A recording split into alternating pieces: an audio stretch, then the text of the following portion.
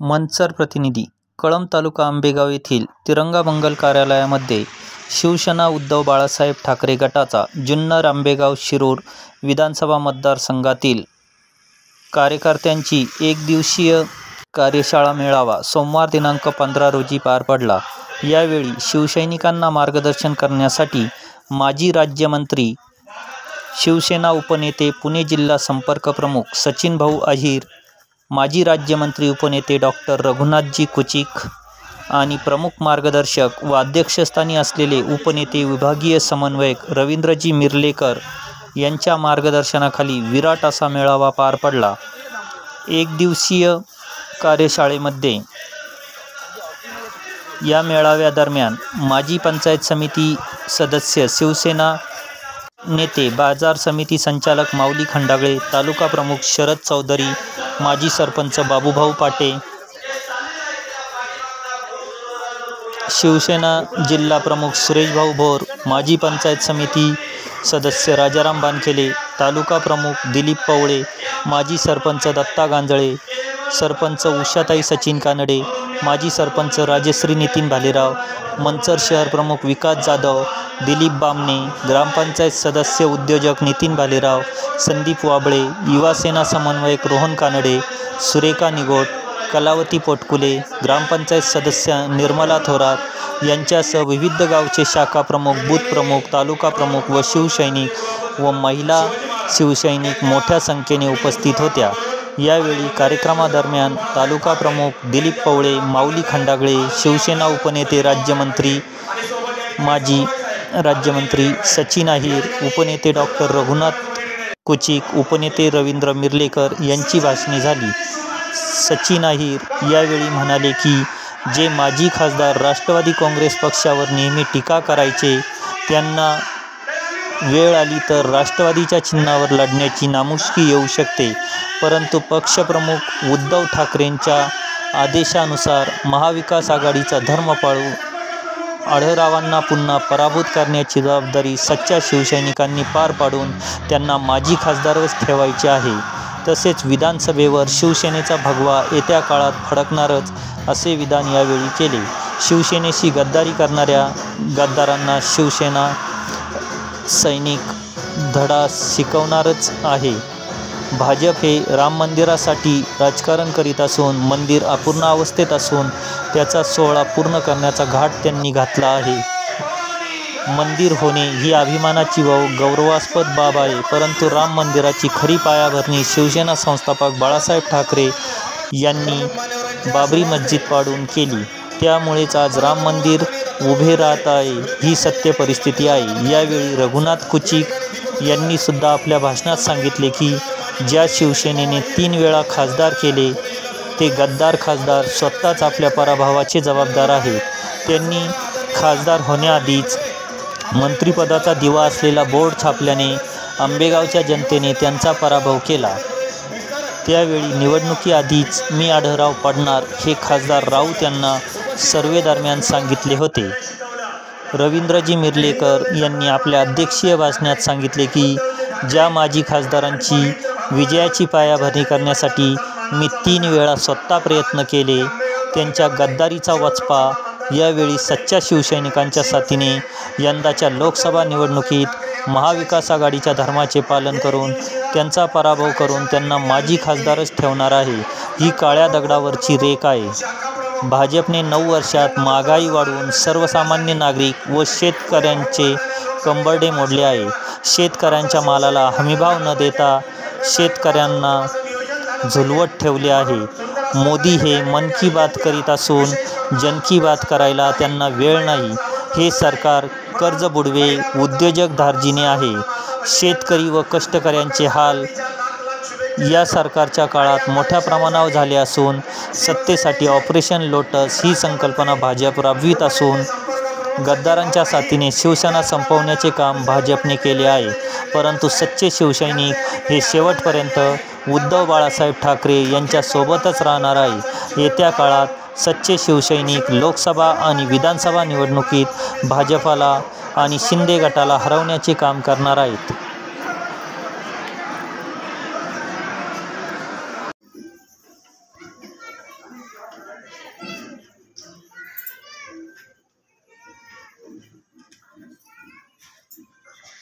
ओम शांती ओम शांती। जय हिंद जय महाराष्ट्र। धन्यवाद धन्यवाद।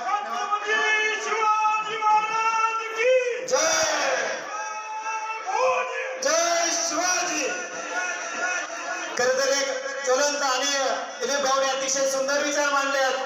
अरे राजांचे शिलेदार आम्ही, आमच्या रक्ताचा रंग एकच भगवा। यानंतर आदरणीय आमदार सचिन भाऊ आहिर, राज्यमंत्री उपनेते संपर्क प्रमुख पुणे जिल्हा यांचा सन्मान या निमित्तानं व्यासपीठावर संपन्न होतोय। पुणे जिल्हा प्रमुख आदरणीय सुरेश भाऊ भोर, त्याचप्रमाणे जुन्नर तालुका प्रमुख आदरणीय माऊली शेठ खंडागरे आणि उपतालुका प्रमुख आदरणीय शरदराव चौधरी मान्यवरांना विनंती आहे आपल्या शुभ हस्ते या ठिकाणी आपण सन्मान करायचा आहे। त्याचप्रमाणे आमदार आदरणीय रवींद्रजी मिर्लेकर साहेबांचा देखील या निमित्ताने सन्मान केला जातोय। उपनेते विभागीय समन्वयक आदरणीय रवींद्रजी मिर्लेकर, तालुका प्रमुख, त्याचप्रमाणे नारायणगाव नगरीचे आदर्श सरपंच आदरणीय महिला आघाडीच्या जिल्हा संघटक सन्माननीय श्रद्धाताई कदम यांचा या ठिकाणी सन्मान होतोय।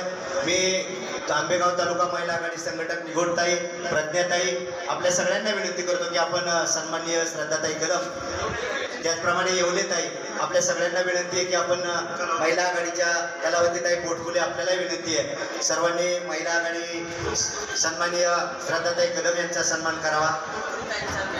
झालं घेतलं ना तुम्ही। युवा सेनेचे जिल्हाधिकारी सन्माननीय संदीप भैया शिंदे यांचा या ठिकाणी सन्मान होतोय। मी आदरणीय दिलीप दादा आणि मी युवा सेनेच्या आमच्या सगळ्या सहकाऱ्यांना विनंती करतो आपले जावई आणि युवा सेनेचे पुणे जिल्हा प्रमुख सन्माननीय संदीप भैया शिंदे बाबूभाऊंना विनंती आहे आपण संदीप भैयांचा सन्मान करायचा। चला बाबूभाऊ आणि युवा सेनेचे आंबेगाव तालुका संपर्क प्रमुख आदरणीय ससानेजी यांचा देखील विशाल भैया ससाने यांचा सन्मान होतोय। रोहन कानडे, नितीन बालेराव आपल्याला विनंती आहे आदरणीय ससानेजींचा सन्मान करावा। त्याचप्रमाणे संदीप व्यासपीठावर यावं आपल्याला विनंती आहे। रुपालीताई बालेराव आपण व्यासपीठावर यावं। चला सन्माननीय संपर्क प्रमुख दिलीपदादा बामणे, मंगलजी राऊत या दोन्ही मान्यवरांचा या ठिकाणी सन्मान होतोय। गावच्या सरपंच, कळंब गावातील माजी सरपंच, ग्रामपंचायत सदस्य यांच्या हस्ते हे दोन्ही सन्मान होत आहेत। राऊत साहेब आपल्याला विनंती आहे, दिलीपदादा आपल्याला विनंती आहे आपण पुढे होऊन हा सन्मान स्वीकारावा। खरं तर अनेक मान्यवर मंडळी या निमित्तानं जुन्नर आंबेगाव तालुक्यातून उपस्थित आहेत। आपण सगळेजण खरं तर खूप सन्मानार्थी आहात। आपल्या सगळ्यांचं आजच्या या दिवशी सन्मान करणं आवश्यक आहे, परंतु व्यासपीठावर इतकी मान्य आहे ज्यांना ज्यांना वाटत होतं की शिवसेना काहीच नाही त्यांनी कृपया आज इथे येऊन बघावं की शिवसेना काय, म्हणजे ते निश्चितपणाने त्यांना सगळ्यांना समजेल।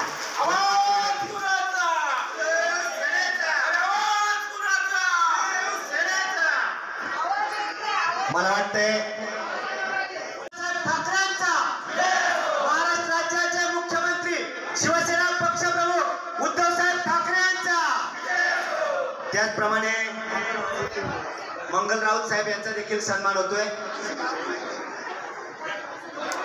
त्याचप्रमाणे आदरणीय युवा सेनेचे भूमिपुत्र माजी मंत्री शिवभक्त आमदार शाबीरभाई शेख यांना देखील वंदन करतो। त्याचप्रमाणे खऱ्या अर्थानं अगदी कॉलेजच्या जीवनापासून जुन्नर आंबेगाव तालुक्यामध्ये पुणे जिल्ह्याच्या ग्रामीण भागामध्ये शिवसेनेचा रोखण्याचं वटवृक्ष करण्याचं काम त्यांनी केलं ते माझे वर्गमित्र शिवसेनेचे स्वागत करतो। व्यासपीठावर उपस्थित असलेल्या शिवसेनेच्या महिला आघाडी जिल्हा संघटक श्रद्धाताई कदम, प्रज्ञाताई भोर, युवा सेनेचे सन्माननीय सचिव अविनाशजी बलकवडे, आदरणीय ससाने साहेब, आदरणीय सचिन भैया शिंदे, शिवसेनेचे जिल्हा प्रमुख सुरेश भाऊ भोर, सन्मान जय महाराष्ट्र करतो। आजच्या या हिंदू धर्मातील इंग्रजी वर्षातील हिंदू धर्माचा पहिला सण मकर संक्रांती, खरं तर सूर्य संक्रमण अवस्थेत जाऊन आजपासून वेगळ्या आपण एका ऋतूला सामोरं जात असतो।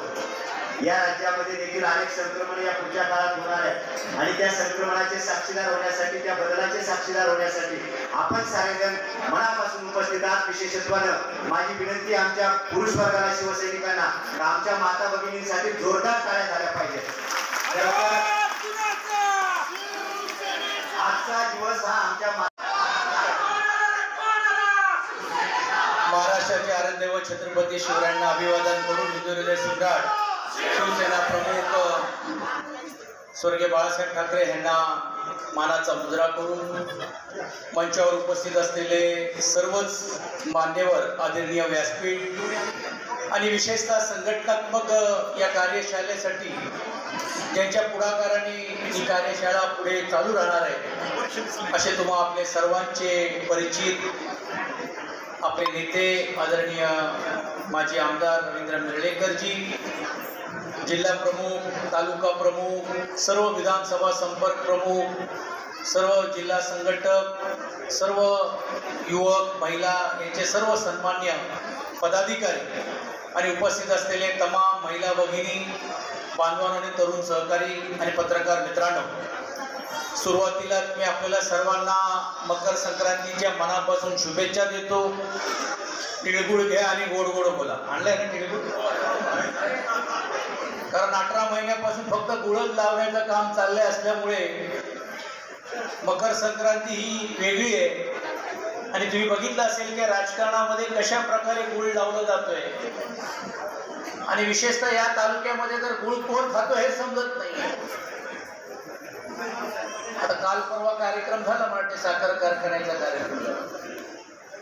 तर त्यात काही कोण नवीन इच्छुक तयार होत आहेत ना होत आहेत मला माहीत नाही, पण राजकारणाचे वारे ज्या पद्धतीने वाहत आहेत तुम्ही सर्वजण बघतायत, न राजकीय दृष्टिकोनातून कधी कोणी विचार न केल्या या गोष्टी देखील दुर्दैवाने घडताना आपल्याला पाहायला मिळतात. होतो की मकर संक्रांतीच्या माध्यमातून राजकीय ग्रह बदलण्याचं काम होईल आणि त्यातून नवीन दिशा पुढच्या काळामध्ये हे आपले पक्षप्रमुख आदरणीय उद्धव बाळासाहेब ठाकरे या राज्याला करतील. कारण एक सक्षम नेतृत्व ज्यांनी एका बाजूला राष्ट्रवादी असेल तर दुसऱ्या बाजूला काँग्रेस असेल, या महाविकास आघाडीमध्ये असताना देखील विधानसभा असेल किंवा वेगवेगळ्या व्यासपीठावरून सांगण्याची भूमिका घेतली आणि त्यांनी सांगितलं की हो आम्ही हिंदुत्ववादी आहोत, या बोलण्याचा आम्हाला गर्व आहे, पण आमचा हिंदुत्ववादी किंवा हिंदुत्व हे इतरांसारखा मुंह में राम और बगल में छुरी नहीं, आमचा हिंदुत्व मुंह में राम और हाथों को काम है हे सांगण्याचं धाडस करण्याची भूमिका अशा नेतृत्वाने घेण्याचं काम केलं. आणि म्हणूनच का की देशभरामध्ये एक असा नेतृत्व जो हिंदुत्वाची भाषा करतोय, त्याच्या मागे एक हिंदुत्वाचा वारसा आहे.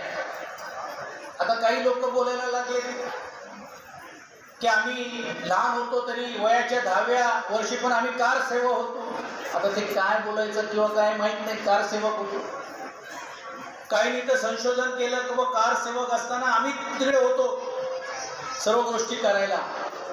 पण आपल्याला सर्वांनाच माहिती असेल हिंदू हृदय सम्राट शिवसेना प्रमुख बाळासाहेब ठाकरे हे देशाचे एकमेव नेते होते आणि ज्यावेळी बाबरी मस्जिद शहीद झाली कोणीही त्याच्यामध्ये बोलायला तयार नव्हता आणि ज्यावेळी आरोप करण्यात आला की हे शिवसैनिकांनी केलेलं आहे त्यावेळी मर्दासारखा 56 इंची छाती पुढे करून शिवसेना प्रमुखांनी सांगितलं की हो जर ह्या माझ्या शिवसैनिकांनी जर केलं असेल तर माझा त्याचा अभिमान आहे आणि गौरव आहे हे सांगण्याचं काम आणि म्हणून इतरांनी परवाट केली आणि म्हणून आज राम मंदिरचं ज्या पद्धतीने ब्रँड तयार करण्याचं काम केलं जातंय आणि त्याचा राजकारण करून घेऊन रामाचा देखील वापर राजकीय दृष्टिकोनातून प्रभू रामाचा देखील वापर राजकारण करण्याचं काम करण्याचा प्रयत्न करतात. ही तीच मंडळी आहे जे नेहमी निवडणुका आल्या किंवा निवडणुकीला सामोरे झाले तर त्यावेळी ते एकच गोष्ट आणि वाक्य सांगायचे, मंदिर तो हम वही बनाएंगे, मंदिर तो हम वही बनाएंगे. हे त्यांच्या जाहीरनाम्यामध्ये होता. पण प्रत्येक जाहीरनाम्यामध्ये ज्यावेळी सत्ता त्यांच्याकडे आली त्यावेळी त्यांची घोषवाक्यामध्ये एक वाक्य नक्की आपल्याला आठवत असेल की मंदिर वही बनाएंगे लेकिन तारीख कभी नहीं बताएंगे, तारीख कभी नहीं बताएंगे.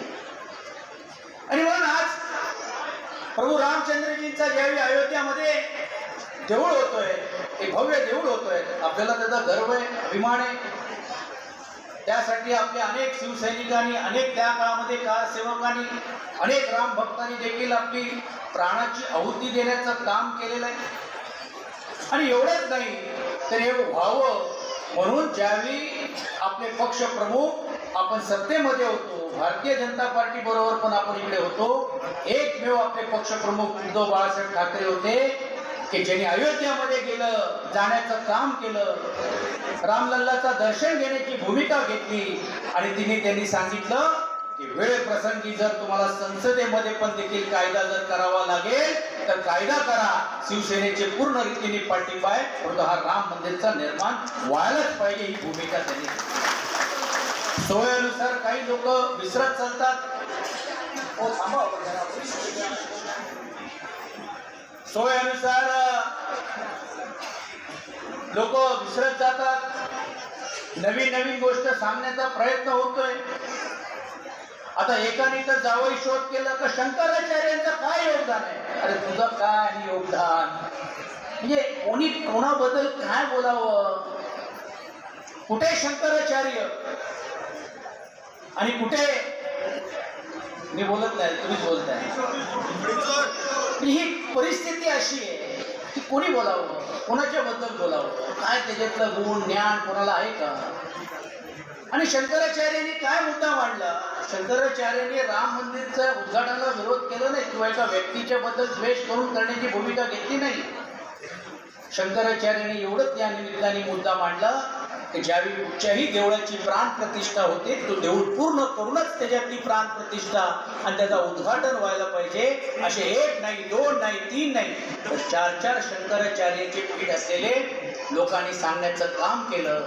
हे शंकराचार्याचे पीठ म्हणजे ज्यावेळी या 300 400 500 वर्ष अगोदर जे आपले वेगवेगळे तीर्थस्थान आपल्याला भेटत नव्हते, त्या तीर्थस्थानची कोणाला माहिती नव्हती, अशा अनोळख्या जागेमध्ये जाऊन त्यावेळीचे शंकराचार्यांनी देखील त्यांचं संशोधन केलं, त्यांच्या मूर्त्या स्थापना केल्या.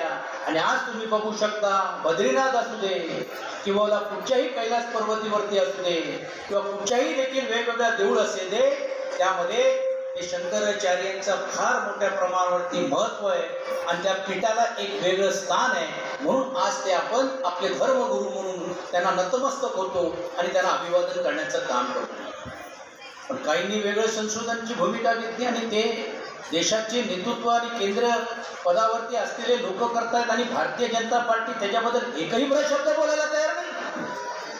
हे जर कुठच्या तरी एका काँग्रेसच्या खासदारांनी सांगण्याचं काम केलं असता तर देशामध्ये हे वेगवेगळे पक्ष हे कसे हिंदू विरोधी आहेत आणि कसे हिंदूंच्या भावना दुखवतात अशातलं वातावरण निर्माण करून करण्याची भूमिका घेतली असती. मी यासाठी सांगतोय की परत तेच गोष्ट करून मूळ मुद्द्यापासून बाजूला ठेवून आपले असलेले विकासाची कामं, आपले असलेले रोजगाराची कामं आणि आपल्या असलेल्या इकडच्या असलेल्या स्थानिक विषयाच्या बाबतीतली जी भूमिका आहे ती बदल करून घेऊन परत एकदा त्या लोकांची भावनाशी खेळून मतदारांना फसवण्याचं काम होता कामा नये. ही खबरदारी देखील एक राजकीय पक्ष म्हणून आपण घेण्याचं काम आणि आपण आपले कार्यकर्ते म्हणून लोकांसमोर जात असताना करून घेण्याचं काम केलं. आणि मंडळी असतील, विशाखाताई राऊत असतील, या सर्वांना सांगून घेऊन त्या लोकांना न्याय देण्याची भूमिका करण्याचं काम केलं.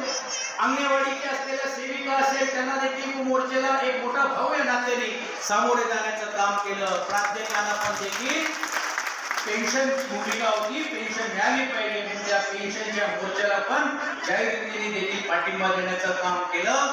तरुणांना रोजगार मिळाला पाहिजे म्हणून फॉक्सकॉन सारख्या प्रश्नाच्या वेळी देखील ज्यावेळी इकडचे रोजगार इतर राज्यांमध्ये जात आहेत तर त्याला विरोध करण्यासाठी देखील आमचे युवा सेना नेतृत्व आदरणीय आदित्य ठाकरेंनी देखील रस्त्यावर उतरल्याशिवाय आज आपल्याला पाहायला मिळतं.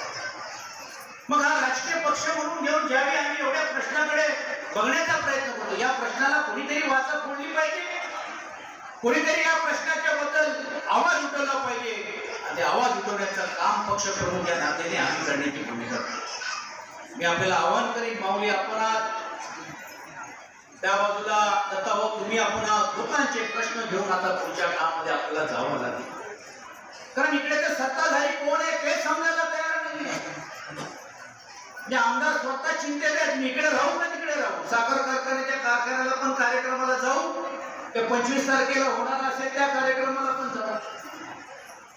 अशा वेळी जर कुठे अयोग्य प्रश्न होत असतील, लोकांचे प्रश्न सुटत नसतील, तरी विरोधी पक्ष या नात्याने देखील आपण इकडच्या स्थानिक प्रश्नावरती पण देखील रस्त्यावर उतरलं पाहिजे, ही भूमिका घेऊन तुम्ही मी आपल्याला लोकांच्या समोर जावं. आता मला माहित नाही की जे बिबट्या पार्कसाठी बसले होते त्यांचा बिबट्या कुठे पडला.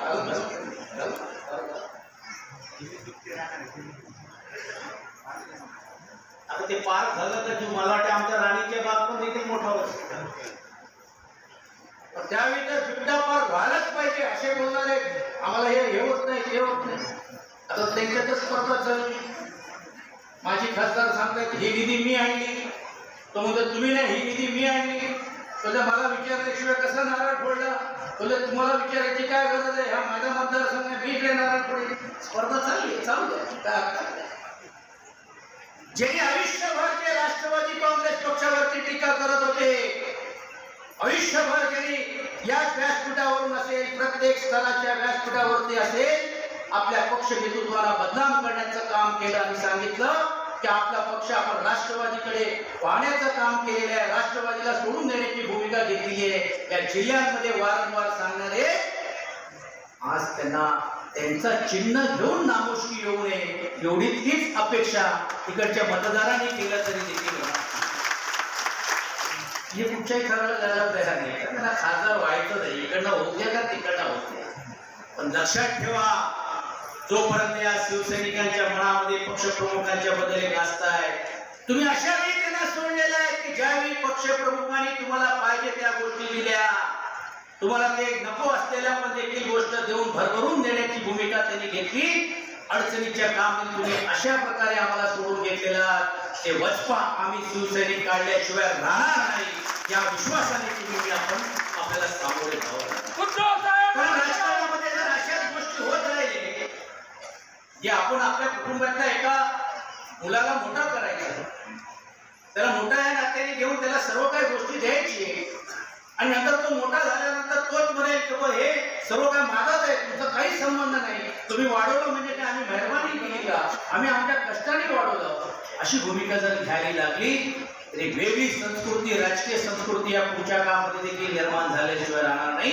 आणि मग त्यांना ठेचून काढायचं असेल तर ज्या ज्या निवडणुका येतील त्या त्या निवडणुकीमध्ये त्यांना रोखणं पण तेवढीच नितांत काळाची गरज असो. अनेक विषयावरती आपल्याला चर्चा करता येईल. महागाईबद्दल मी बोलायची गरज नाही, झळ तुमच्या प्रत्येकाकडे येत आहे. आश्चर्याची गोष्ट आहे की 2 राज्यामध्ये भारतीय जनता पार्टी सांगतायत की 500 रुपयामध्ये सिलेंडर देऊ, एका राज्यामध्ये 300 रुपयामध्ये सिलेंडर देऊ. हे राज्य मिळवण्यासाठी तिकडे 500 रुपयाचा सिलेंडर द्यायची तयारी आहे, पण ज्या राज्यामध्ये राज्य ऑलरेडी तुमच्या ताब्यात आलेलं आहे, अनधिकृत का होईना तुम्ही आज त्याचं नेतृत्व करताय, मात्र तिकडे महागाई कमी करण्यासाठी गॅस सिलेंडरचे दर कमी करायचे नाही अशी दुपट्टी भूमिका घेऊन वागणारे हे पुढच्या काळामध्ये देखील आपल्याला त्यांचा समाचार घ्यावा लागेल. आता तर लोकसभा कधी होईल ना होईल हेही सांगता येईल.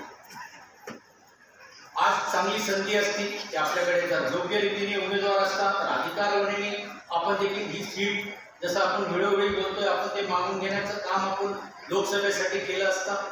पण जरी देखील लोकसभेसाठी महाविकास आघाडीचा वेळ आली तर आपल्याला प्रचार करावा लागेल आपल्या पक्षप्रमुखांनी दिलेल्या आदेशाप्रमाणे. पण विधानसभा मात्र त्याच्यावरती भगवा आपल्याला फडकवायचा ही भूमिका घेऊन पुढच्या काळामध्ये आपल्याला घेऊन संघटनात्मक काम करावं लागेल. आणि म्हणून ही कसोटी आहे, ही जी निवडणूक लोकसभेची जर आपल्याला कोणाला वाटत असेल की महाविकास आघाडीचा उमेदवार असेल तर काही तर शब्द खाल्लेले, मी बघतो कसं काय निवडून देतो, बघतो काय करतो, ठीक आहे, तो त्यांचा अक्षरचा भांडण आहे, आपण त्याच्यामध्ये न जाता. पण महाविकास आघाडी म्हणून तुमची आपली सर्वांची नैतिक जबाबदारी आहे, ही आपली टेस्ट केस आहे, ही एकदा जर परीक्षा आपण जर पास झालो तर विधानसभामध्ये आपला देखील नंबर लागल्याशिवाय राहणार नाही. या आत्मविश्वासाने तुम्ही आपण सर्वजण कामाला लागूया अशी ती अपेक्षा मी या निमित्ताने व्यक्त करतो. पक्षप्रमुखांचा अनेक युवकांसह प्रवेश करत आहे. मी सौरभरावला विनंती करतो की आपण व्यासपीठ ठेवूया. छत्रपती शिवाजी महाराज की जय. कामगार नेते आणि महाराष्ट्राचे किमान वेतन आयोगाचे अध्यक्ष मंत्री दर्जा आपल्या शिवजन्मभूमीचे सुपुत्र डॉक्टर रघुनाथजी कुचिक यांना विनंती केली. त्यांचा सत्कार मौलिक खंडागळे यांना विनंती करतो की त्यांचा सत्कार. या ठिकाणी सर्व पटवर्गीय ज्या काही महिला आहेत ज्यांचा प्रवेश आहे त्यांनी या ठिकाणी यायचे. आदरणीय भरतराव मोरे जय भवानी धर्मवीर संभाजी महाराज की. अरे आवाज कुणाचा, अरे आवाज कुणाचा. उद्धव साहेब आगे बढ़ो, व्यासपीठावर उद्धव साहेब आगे बढ़ो. पुढे जाओ ताई, पुढे जा. तिळगुळ द्या.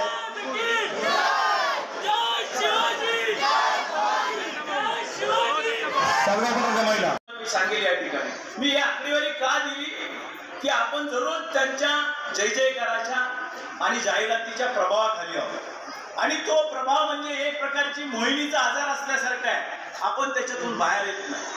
हे मुद्दामून तुम्हाला सांगतो. आपण जो दररोज मोबाईल हातात आहे आपल्या, त्या मोबाईलमध्ये आपण गुड मॉर्निंग गुड इव्हिनिंग करण्यापेक्षा सध्या आपण काय काम करतो, ग्रामपंचायत लेवलला मी काय माझ्या पक्षाची भूमिका ठेवतो, पंचायत समिती लेवलला काय ठेवतो, मी काय पद्धतीने माझे जे सभासद असतील किंवा आमचे जे शिवसैनिक असतील, महिला असतील, कामगार असतील, पुरुष असतील, त्यांना आम्ही काय स्वरूपात मदत करू शकतो. त्यांच्या योजना असतील, त्यांचा एखादा आपल्या पक्षाने घेतलेलं धोरण असेल, एखादं आंदोलन असेल, एखादी समस्या असेल, आपण किमान याच्यावरती बोललं पाहिजे.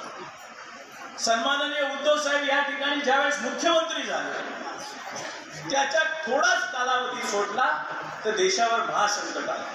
महामारीचं संकट आलं, कोरोनाचं. आणि हे कोणालाही अपेक्षित होतं का? अपेक्षित नव्हतं. परंतु असं संकट आलेलं असताना ज्या माणसाने महाराष्ट्राला, तुम्हाला मला या ठिकाणी किमान आपण आज भेटतोय अशी आरोग्य व्यवस्था निर्माण केली, कोविड काळामध्ये एक मॉडेल डेव्हलप केलं, ते मॉडेल जगाने मान्य केलं आणि जगाने उद्धव ठाकरेंचा ज्या वेळेस सन्मान केला, वाहवा केली, ही वाहवा एका पक्षाच्या अतिशय जिव्हारी लागली आणि जिव्हारी लागल्यानंतर त्यांना वाटलं की या ठिकाणी जर उद्धव ठाकरे सारखा माणूस एवढा कोविड काळ म्हणजे महामारीच्या काळामध्ये, जागतिक महामारीच्या काळामध्ये मुंबईत राहून सुद्धा आणि जे कोणी म्हणतात ना घरात राहून सुद्धा महाराष्ट्र वाचू शकतो असा तुमचा माझा नेता महाराष्ट्राचा कुटुंब प्रमुख झाला. हेच खरं मुळात त्यांच्या पोटात दुखायला लागलं. आणि पोटात दुखायला लागलं कशामुळे? स्वतःला त्या पक्षाचे पंतप्रधान ज्यांना सुद्धा तुमचं कौतुक करायला लागलं असे तुमच्या माझे पक्षाचे पक्षप्रमुख उद्धवजी ठाकरे. तुम्ही आज अनेक प्रकल्प बघत असेल. काल परवा जो नवी मुंबई ते शिवडीचा जो ट्रान्स हार्बर बघितला त्याच्यावरती आज जय जय काय करता, ही योजना आमची होती, हे आम्ही उद्घाटन केलं. पण तुम्ही फोटो पाहिले असेल तर घरात बसून का होईना कोरोनाच्या काळामध्ये तुम्ही कुठे जगात उड्या मारत होता? तुम्ही सुद्धा घरातच होता. तुम्ही दाखवण्यासाठी जे जे हॉस्पिटलमध्ये ऍडमिट झाला होता आणि तिथल्या हॉस्पिटलमध्ये ट्रीटमेंट मिळाली नाही म्हणून दुसऱ्यांदा कोविड झाल्यानंतर तुम्ही खाजगी हॉस्पिटलमध्ये ऍडमिट होता. त्याची व्यवस्था उद्धव ठाकरेंचं सरकार सांभाळत होता म्हणून तुम्ही वाचलाय, हे लक्षात ठेवा. बोलायला खूप सोपं असतं, परंतु ह्या त्या योजनेखाली मग मोदींना सुद्धा सांगायला लागलं की महाराष्ट्राने केलेलं मॉडेल, महाराष्ट्राची जागतिक आरोग्य संघटनेने घेतलेली दखल, उद्धव साहेब ठाकरेंची घेतलेली दखल, त्यामुळं मग तिथे त्याच्यानंतर या ठिकाणी तुम्ही गेले 2 वर्ष बघताय, 2-2.5 वर्ष काय परिस्थिती झाली. ही परिस्थिती एवढ्या करताच आहे. आज रोजी शिवसेना हा एकमेव पक्ष असा आहे की हा पक्ष भारतीय जनता पक्षाला अवमान देऊ शकतो. आणि हे आव्हान मोडून काढण्यासाठी भविष्यामध्ये जसं हैदराबादला त्यांनी एक लोटस ऑपरेशन नावाचं ऑपरेशन निर्माण केलं, मिर्लेकर साहेब त्याच धर्तीवरती मुंबईमध्ये मुंबई महानगरपालिका आणि महाराष्ट्राचे शासन या ठिकाणून आणि शिवसेनेला जो मानणारा वर्ग आहे त्या ऑपरेशनद्वारे कसा बाजूला जाईल याचं जे काही षडयंत्र आहे ते एक दिवसाचं नाहीये, तर हे षडयंत्र गेले अनेक वर्ष 2014च्या निवडणुकीपासून ते करतात. त्यांना असं वाटलं की उद्धवजी ठाकरे एकटे निवडणूक लढतील. हो, उद्धवजी ठाकरेने तुमचाही फोटो न वापरता या महाराष्ट्रामध्ये शिवसेनेच्या इतिहासामध्ये सर्वात जास्त आमदार निवडून दाखवले होते. तो या महाराष्ट्राचं कुटुंब होतं. आम्हाला तुमची गरज नाही. तुम्ही ज्या पद्धतीने हे सगळं महाराष्ट्र पुरोगामी महाराष्ट्राचं राजकारण नासवलंय, आता तुम्हाला विचार करायला लागेल. तुमचा रोजगार तुमच्या हातात राहणार नसेल, तुमच्या मुलाबाळांना नोकरी मिळणार नसेल, तुमच्या उद्योगधंद्याला जागा मिळणार नसेल, तुमच्या कमवलेल्या उत्पादन केलेल्या मालाला भाव मिळणार नसेल. मला सांगा, या 2 पट्ट्यामध्ये सगळे लोक जुन्नर आंबेगाव खेड म्हटलं तर प्रगतशील शेतकरी समजतात. आज रोजी तुम्ही कांदा पिकवला, साधारणतः एक एकर पीक काढायला किती खर्च येतो? बसलेल्यापैकी एक कोणी मला सांगू शकेल का 1 एकरला किती येतो खर्च? किती? 50,000. आणि तुम्हाला मोदी सरकारने शेतकरी म्हणून जे तुमच्या खात्यामध्ये वर्षाला माझ्या माहितीप्रमाणे 3,000 का 6,000 ते प्रत्येकाला मिळतात का? हेच आपल्या सर्व शिवसैनिकांना, शेतकरी सैनिकांना सांगितलं पाहिजे. 10 पैकी एका माणसाला मिळतात आणि सांगताना 100 लोकांची नावं सांगतात की आमची योजना किती यशस्वी आहे. त्याच्या पुढे जाऊन सांगतात. तुम्हाला गाडायचं असेल, त्यांना जर धडा शिकवायचा असेल तर सातत्याने तुमची दिशाभूल करणारी ही केंद्राची राजवट आणि महाराष्ट्राची गद्दारी करणारी ही महाराष्ट्राची राजवट त्या ठिकाणी गांधी गेली पाहिजे की नाही? हे बघा, मी अशा मुर्दाड किंवा तुमच्या अंगात शक्ती नसलेल्या लोकांसमोर बोलायला या ठिकाणी आलेलो नाही की ज्यांचा आवाजही कंठातून फुटत नाही. तुम्हाला वाटतं की नाही? तुम्हाला वाटतं की तुम्ही ना काय ओरडू? तुम्हाला वाटतं की नाही? तुम्हाला वाटतं की नाही? तुम्हाला वाटतं की नाही? हे बदल घडलाच पाहिजे. या दृष्टिकोनाचा आपल्याला वाटचाल करायला पाहिजे. का बदल करायला पाहिजे? हे राजकारणाविषयी नाही बोलत आहे मी. हा महाराष्ट्र घडवायचा आहे. शिवरायांचा महाराष्ट्र आहे. शेतकऱ्यांच्या गवताच्या काडीलाही धक्का लागता कामा नये अशा मानसिकतेचा महाराष्ट्र घडवायचा आहे. शेतकऱ्यांच्या जीवनात सुखीचे दिवस आले पाहिजेत अशा प्रकारचा महाराष्ट्र आपल्याला घडवायचा आहे. त्यांच्या मालाला भाव मिळाला पाहिजे, उत्पादनाला, असा महाराष्ट्र आपल्याला घडवायचा आहे. कामगारांना सुखीचे दिवस आले पाहिजे. कमीत कमी मिनिमम वेजेस ऍक्टची अंमलबजावणी झाली पाहिजे असा महाराष्ट्र आपल्याला घडवायचा. कुठे चाललाय महाराष्ट्र? कुठले कायदे करतात हे प्रशासन किंवा हे महाराष्ट्र गव्हर्नमेंट किंवा केंद्राचं गव्हर्नमेंट? शेतकऱ्यांच्या विरोधातले कायदे त्यांना बदलायला लागले. शेतकऱ्यांनी उठाव केला तेव्हा लक्षात ठेवा. महाराष्ट्रात आज काय घडतंय? कामगार विरोधी कायदे त्या ठिकाणी केले गेले, ठेकेदारीचे कायदे आणलेले.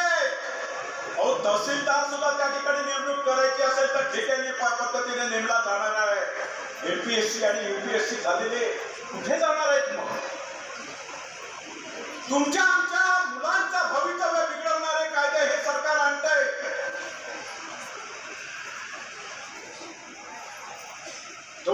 किती नोकऱ्या देणार होते? 2 लाख वर्षाला, कोटी, 2 कोटी नोकऱ्या देणार होते. 9 वर्षात किती कोटी नोकऱ्या झाल्या?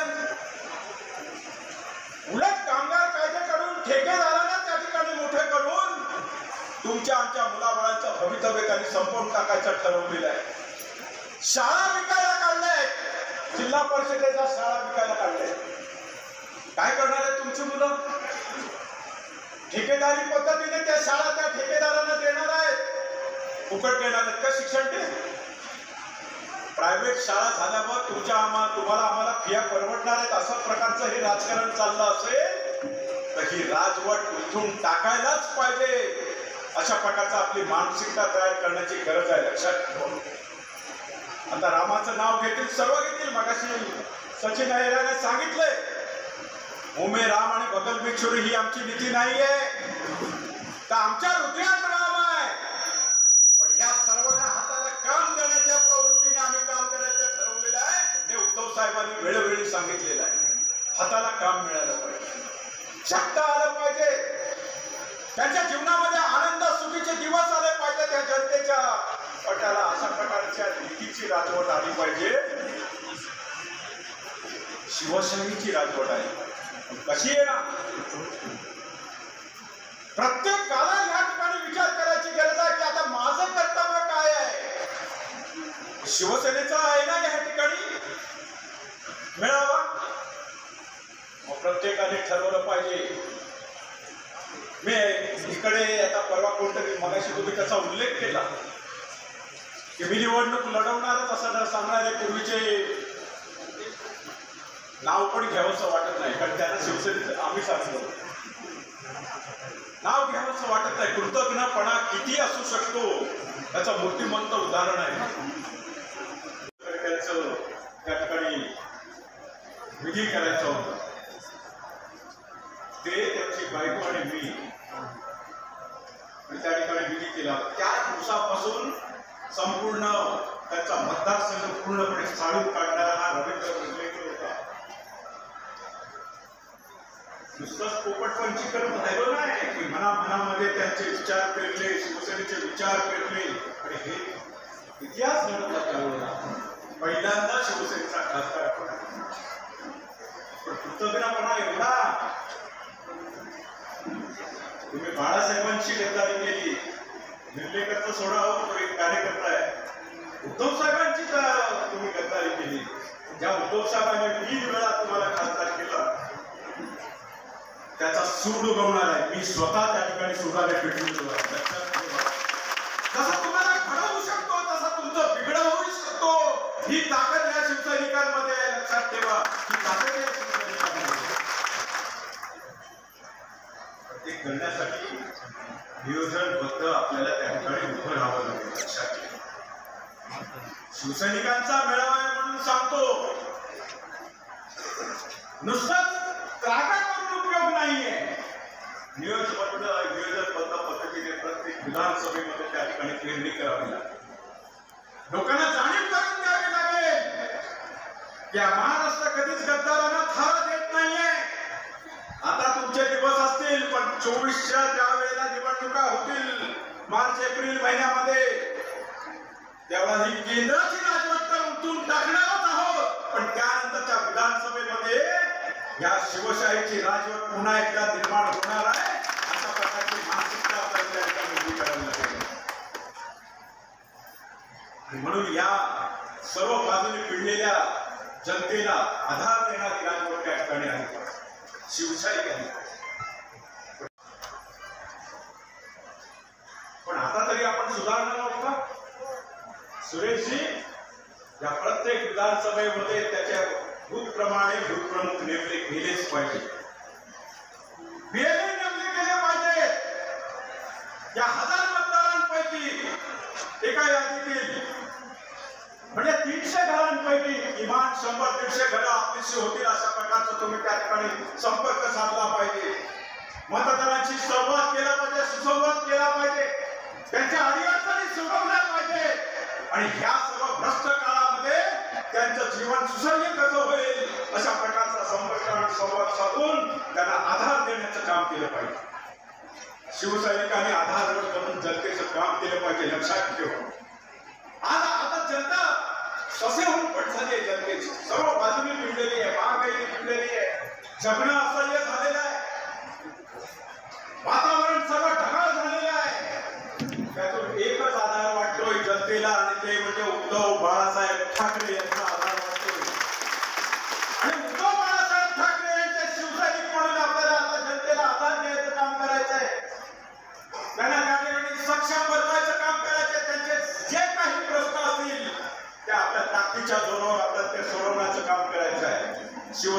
जन्म आंदोलनात्मक झालेला आहे, लक्षात ठेवा. अन्यायाविरोधात लाथ मारण्याचा इतका हिंमत असलेला शिवसैनिक त्या ठिकाणी घडवण्याची गरज आहे. लाथ मारून तिकडे पाणी काढून अशा प्रकारचं काम आपलं केलं पाहिजे. जनतेला वाटलं पाहिजे की आता आमचं संरक्षण कोण करू शकेल तर शिवसैनिकच करू शकेल. आमच्या मनातलं जे काय असेल इच्छा आकांक्षा त्या शिवसेनाच पूर्ण करू शकते. अशा प्रकारचं जनसंपर्क आणि काम करण्याचं काम तुम्हाला करायचं आहे. तालुका प्रमुख कोण असतील, जे जे पदाधिकारी असतील, शहर प्रमुख असतील, शहराचा विकासाचा ध्यास त्यांनी घेतला पाहिजे. तालुका प्रमुखांनी तालुक्याचा विकासाचा ध्यास घेतला पाहिजे. गावातला शाखा प्रमुखाने गावाचा विकास करण्याचा ध्यास घेतला पाहिजे. सरळ मार्गाने जर काय होत नसेल, आक्रमकाच्या भूमिकेतून त्या ठिकाणी त्या प्रशासनाला वट्टीवर आणायचं काम शिवसैनिकांनी केलं पाहिजे. या ठिकाणी महिलांना विनंती असेल, सर्वांनी जागेवर बसून राहा. हळदी कुंकाचा कार्यक्रम या ठिकाणी जागेवरतीच होणार आहे. पुरुष मंडळींना विनंती असेल, एक 10 मिनिटं. पुरुष मंडळींना विनंती असेल, आपण बाहेर थांबायचंय.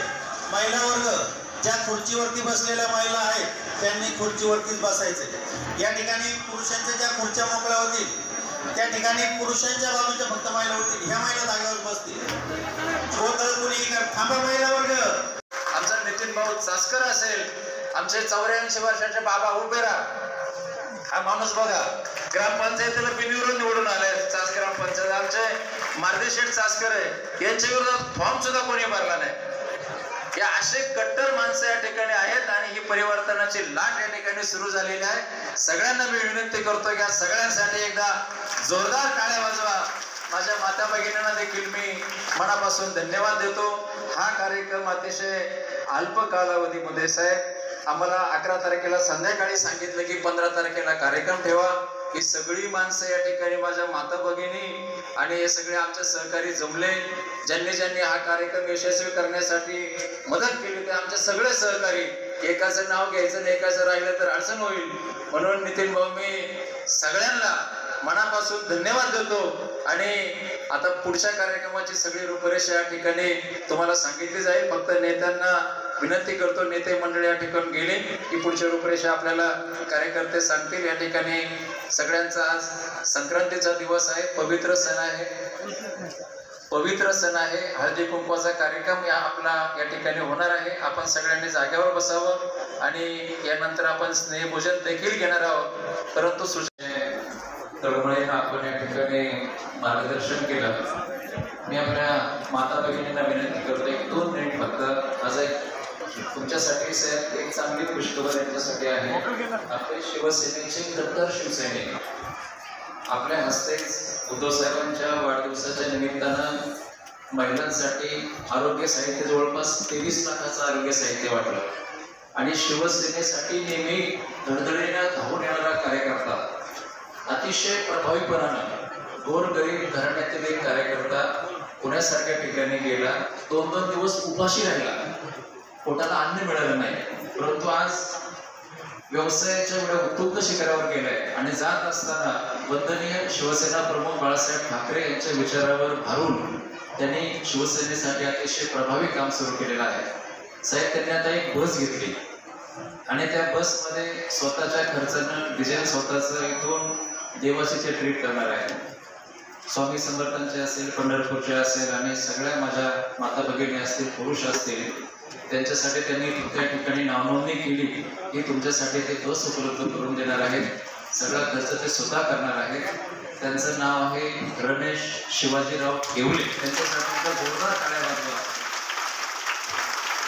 त्यांचा काल वाढदिवस झाला आणि साहेब ते कधीच सत्कार म्हटलं का ते पळून जातात. आज देखील त्यांना सांगितलं तुमचा सत्कार करायचा आहे. म्हटलं मी फक्त दान करणार, मी काय सत्कार घेणार नाही. आपल्या उत्पन्नातील 40% दान हे पक्षासाठी आणि देवधर्मासाठी करणारं एक कर्तृत्वान व्यक्तिमत्व. आज त्यांनी सांगितलं माझा सत्कार करू नका, पण ज्यांच्या उदरी मी जन्म घेतला त्या माझ्या मातेचा तुम्ही सत्कार करा. आणि त्यांच्या माता आदरणीय शांता आई शिवाजीराव येवले या ठिकाणी आलेले आहेत. मी त्यांना विनंती करतो की आपण पुढे या. सगळ्यांच्या समक्ष त्यांच्या या ठिकाणी आदरणीय निर्लेकर साहेब, आदरणीय कुचिक साहेब यांच्या हस्ते सत्कार होत आहे आणि त्यांच्या खांद्याला खांदा लावून काम करणारे 1 मिनिट त्यांचेच बंधू रमेशजी येवले साहेबांचे बंधू नित्यानंदजी येवले आणि त्यांच्या बहिणी तनुजाताई येवले यांनाही विनंती करतो की त्यांनी आईच्या बरोबर सत्कार घ्यावा. पुणे जिल्हा शिवसेनेचे जिल्हा समन्वयक आणि शिवसेनेसाठी आपलं रात्रंदिवस योगदान देणारं एक प्रभावी